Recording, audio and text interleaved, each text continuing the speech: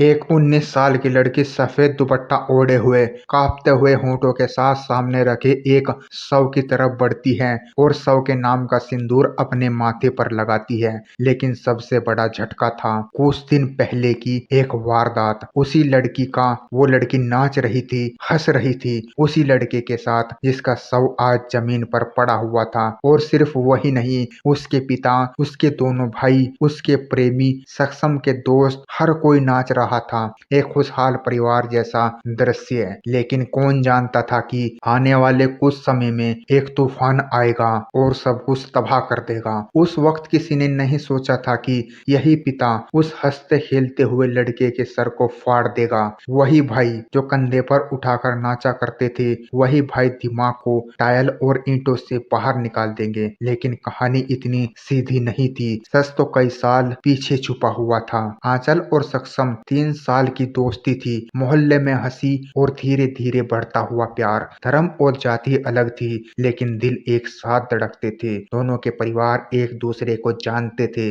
लड़की लड़के के घर जाती थी और लड़का लड़की के। रिश्ता खुला हुआ था, इतना खुला कि हर कोई जानता था कि। लेकिन लड़की का परिवार जाति और धर्म से परेशान था और शायद उससे भी ज्यादा समाज से। जब आंचल नाबालिग थी, परिवार उसे पुलिस स्टेशन लेकर गए और दबाव में उसने सक्षम के ऊपर झूठा केस दर्ज करवा दिया। लेकिन जैसे ही वो 18 की हुई, उसने कोर्ट में जाकर सच बता दिया कि ये केस झूठा था और परिवार ने उसके ऊपर दबाव बनाया था। अब आते हैं 27 नवंबर पर, वो दिन जिस दिन मौत ने अपना किरदार निभाया। सुबह सुबह आंचल का नाबालिग भाई उसे थाने लेकर गया। वो कहता है कि केस दर्ज करवाना है, गवाही देनी है। लेकिन अंदर पुलिसकर्मी ने जो कहा वो किसी भी कानून से बाहर था और किसी भी इंसानियत से नीचे की बात थी। पुलिस वाला बोला, पहले उस लड़के को मार कर आओ जिसकी वजह से तुम लोग यहाँ आते हो, फिर थाने आना, हम देख लेंगे आगे क्या करना है। बस यही वो वाक्या था, जैसे किसी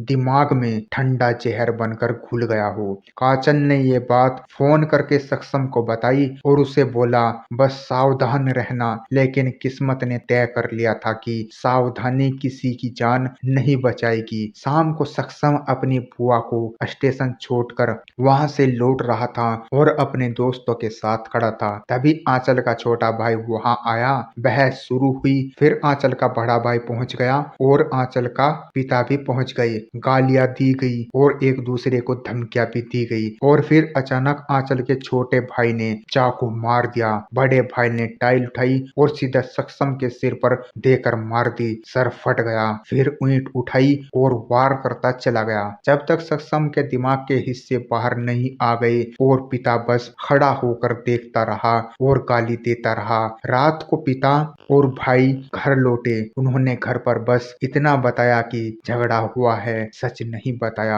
आंचल कुछ समझ नहीं पाई और अगली सुबह जब अखबार खोलकर उसने देखा तो उसकी दुनिया ही पलट गई। सक्षम को मार दिया गया था और उसी के परिवार ने मार दिया था। वो दौड़कर सक्षम के घर पहुंची और जब उसका शव अंदर लाया गया तो उसने फैसला किया, आज से मैं इसी घर की बहू हूँ। सक्षम एक एससी परिवार से था। उसका धर्म बौद्ध था। आपको पता ही होगा, डॉक्टर अंबेडकर ने जातिवाद के खिलाफ लड़ते हुए महासत्याग्रह किया था, पानी के हक के लिए लड़ाई की थी और बाद में लाखों लोगों ने बौद्ध धर्म अपनाया था, इस उम्मीद से कि जाति के जहर से हमेशा के लिए छुटकारा मिल जाएगा। शायद सक्षम के पुरखे भी इसी लड़ाई का हिस्सा रहे होंगे। उसे उम्मीद में धर्म परिवर्तन किया होगा। शायद आने वाले वर्षों में उनके बच्चे, उनकी अगली पीढ़ियों को बराबरी मिलेगी, सम्मान मिलेगा, इंसान समझा जाएगा। लेकिन अफसोस, दशकों बाद भी पीढ़ियां बदलने के बावजूद समाज सड़कों पर मॉडल हो गया। लेकिन जातिवाद का जहर अब भी लोगों के खून में बह रहा है।